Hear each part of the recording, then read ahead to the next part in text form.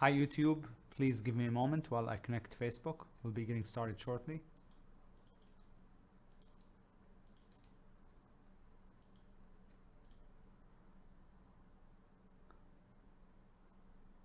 All right, think we should be live on Facebook. Hi everybody. Welcome to the Strategic Swing Trader Weekly Broadcast. I'm Sami, ABSI, Director of Education at T3 Live. Hope you enjoyed the Super Bowl if you watched it. Hope you had a good weekend. We're gonna get started. A standard required disclaimer to let you know that trading is risky and that whatever I discuss in this video is for educational purposes only. If you're new to our channel, be sure to check out the free ebook. Link for that is in the description. And if you find benefit in today's video, please be sure to hit the like button. And let's get started. So first thing I'm going to do is talk about the market, which as you can see, that's the IWM. Here's the Qs. Here's the SPY. We got a pretty big red bar on Friday. So if we follow through, if we produce any follow through to the downside, that means we would be below the 20 and back into the sideways pattern. It looked for a minute, for a while, that we were perhaps going to, because the 20 started to point up, that we were going to actually break the trend and continue higher. I mean, not break the trend, break out of the sideways range. Especially when you look at the Qs, put in a higher low. So it looked like we were going to start to move up, and I wasn't really expecting that big red bar on Friday. I was expecting a possible retest to the 20, but not this kind of a bar. So again, barring follow through to the downside, or if we get follow through to the downside, it means we're still sideways. If, however, we get some kind of a green bar tomorrow, that's a blue bar, but pretend here's a green bar for you. If we get a green bar tomorrow, then I would assume that's going to be the higher low. This is the first higher low. That would be the second higher low. And then from here, we break out. Maybe. This is pretty ambitious, I would say. So as of right now, again, I'm expecting, as long as we don't follow through to the downside, the bias should be bullish. But if we come back in and close below the 20 on the daily, on the Qs and the SPY and the IWM, then we're still neutral. Ultimately in a larger uptrend. So the overall bias will be very bullish still, should still be bullish. But again, if we break below the 20 and close below the 20 on the daily chart of the Qs, SPY, IWM, then it means we're not ready to resume the uptrend, and we're going to continue to be sideways going forward. So it's a little bit of a tricky time right now in the market. In terms of the ideas that I have for tomorrow, for the week really, but for tomorrow in particular, we'll start with the bearish ones. This is the BALL. That looks pretty good. It kind of broke down already on Friday, but it's not too late. So there's a base forming on the hourly chart. Looks lower and plenty of room to fall. Okay, no support in sight. CRGX, this thing had a mega gap down, and a lot of people think, oh, it's a big gap down, it means it's going to go back up. Not necessarily at all. In fact, it's on my bearish list as a short under the base right here, stop above it. So it's not too bad at all. It's not one of my favorites, but it's not too bad at all as a short. I would say under 338 with a stop above the highest point in the base. Looks like it's 393 on the CRGX. The EGO and the Ford and the VRNS all look alike. We had a gap down, very bearish gap down under a long-term base, and then a 1, 2, 3. So short under this, stop above. Okay, and then plenty of room to fall. That's the EGO. Ford even more bearish. Why? Just look at the larger time frames and you'll see why. Look at the monthly. I mean, this is breaking a multi-year base or whatever, making a multi-year low with room to fall all the way to $5. Really nothing to stop it. Maybe here would be the first target, then the second target around $5. So this has a lot of room to go. And the same with the EGO is at the 20. That's the problem with it on the monthly chart. This is why it's not my favorite.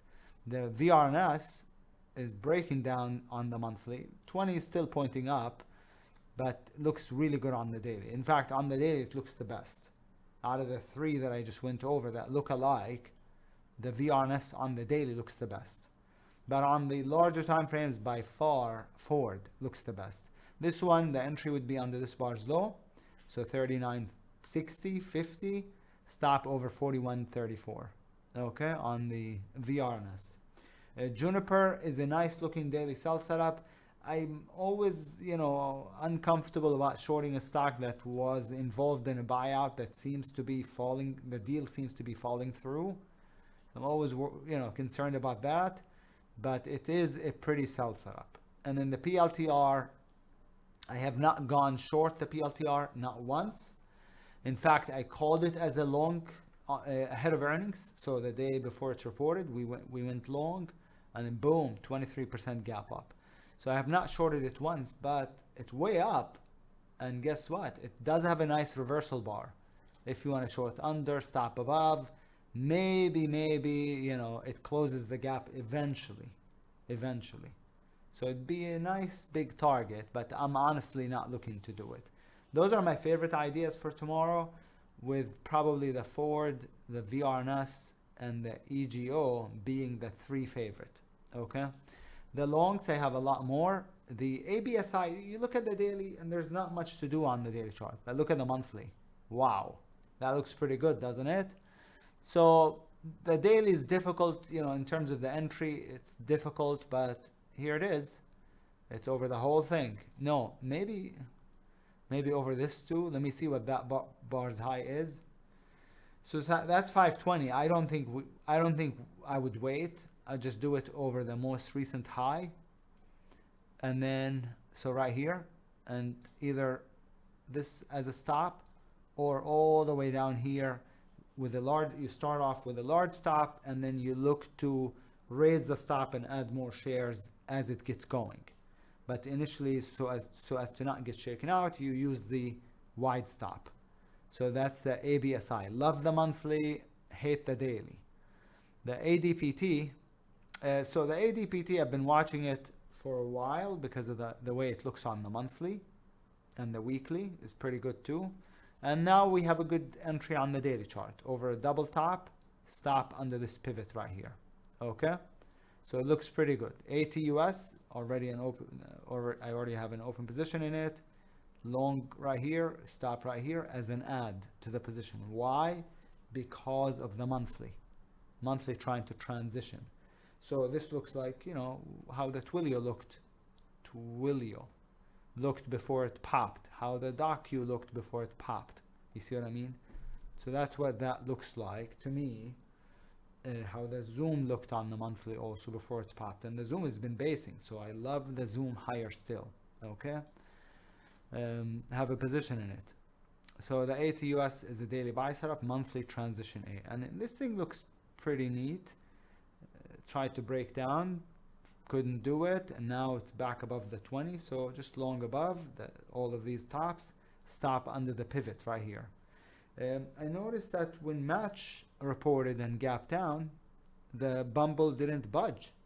So here it is, staying weak. BMBL, it did sell off that day, but this day, and then it's back above it. So it's definitely more bullish than the Match stock. So I like it. CGEN, not as good on the daily. It's like the ABSI on the daily chart, the ABSI. Not as good, but pretty monthly. To 4 or so. 450 maybe. So really pretty monthly. Daily's up a lot. Long, I would give it the big stop. I'd use the big stop. And that's the CGEN. So those would be the favorite shorts probably out of the three.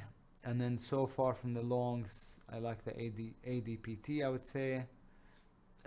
I like that. I like the Bumble, but not as much as the ADPT. The China stocks, talked about them for quite some time. They turned bullish, and I'm in a bunch of them. We also have some really nice ones in the newsletter that are open positions right now. Here's one that isn't. That's been up a lot. and I'm watching it to play it long, right? So the HSAI is a China stock, has a 1, 2, 3 pattern, so I like it long, perhaps here long, stop right here. But since I would be keeping it overnight and I wouldn't want to get shaken out, I would use the big stop initially. And then if it gives us another entry later on, we could always look to add and reduce. Add to the shares, to the position, and reduce the stop or raise the stop. So that's the HSAI. VNet is one of the ones that we have. It's been on fire. You see that? But that's too late. Right now, that's too late. I have the BABA, I have a bunch. But this one would have been nice right here, but now has another entry. The ORC is in a real estate stock that looks to be breaking the long-term trend, maybe possibly breaking the long-term trend. These are very slow and I rarely play them, but it does have an entry if it can just move past 840 or so with a tight stop under 815, yeah, 815. Or if you want to use the big stop under 785. So it's trying to transition. Again, these I usually avoid the real estate stocks, but in this case it's pretty interesting. JD is basing, so it looks good, but where it really looks good is on the monthly chart.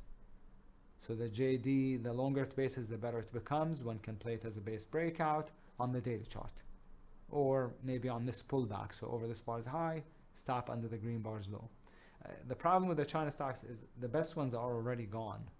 A lot of the best ones are, have taken off a while ago. Okay, that's the problem. The LMND is a weekly buy setup, triggered already, but not too late. I like it a lot. So again, it triggered a couple days ago, but maybe on the next entry. ROKU also triggered a couple days ago. Love it on the monthly. It just needs to break out. I've been involved in the ROKU multiple times, and every time I thought it was going to go, it always came back in. So ROKU, I also have a pretty nice position in it, but I'm hoping it breaks out. Watching to add to it perhaps, but I also don't know when it's going to report. I don't want to have a huge position into earnings. This one is amazing. The RPRX, look at the monthly also.